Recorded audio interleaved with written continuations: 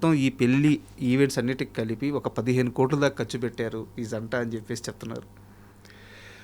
ఎంత అయిందో నాకు తెలియదు, నేను లెక్క అడగలేదు, ఇంకా ఛాన్స్ దొరకలేదు. We're so busy, just you know ప్రతిరోజు ఏదో ఒక ఈవెంట్లో అంత బిజీగా ఉన్నప్పుడు ఖర్చు గురించి ఎక్కడ వెనకైతే ఆడలేదు. ఎంత ఖర్చు అయిందన్నది నాకైతే తెలియదు. ఈ నెక్స్ట్ 2-3 డేస్లో మా సిస్టర్ దగ్గర పోయి అడిగితే ఒకసారి లెక్క చూసుకుంటే నాకు ఐడియా వస్తుందేమో. కానీ మీకే తెలుస్తుంది, అంటే ఒక గ్రాండ్ వెడ్డింగ్ అయితే అయ్యింది, ఖర్చుకు వెనకాడకుండా ఖర్చు పెట్టిండ్రు. అది ఎంత అయిందన్న నాకు ఐడియా లేదు. అండ్ ఖర్చు అనే ప్రస్తావన వచ్చింది కాబట్టి నాకు వేరే విషయం గుర్తొచ్చింది సార్.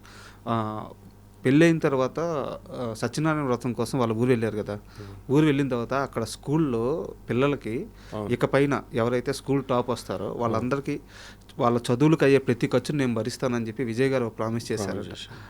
ఆ డిసిషన్ అప్పటికప్పుడు తీసుకున్నారా ఊరు వెళ్ళినాక?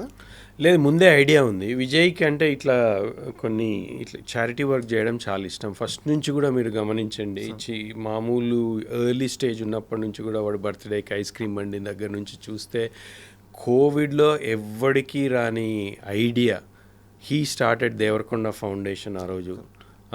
అంటే ఇండస్ట్రీ నుంచి ఇంకా యాక్టివ్గా ముందుకు రానప్పుడే అందరికంటే ముందు వచ్చేసి ఒకటి చేద్దాము, మనము ఫుడ్ ప్యాకెట్ సప్లై చేద్దాము, మెడిసిన్ సప్లై చేద్దామని ఆయన రౌడీ టీం అందరినీ గ్యాదర్ చేసి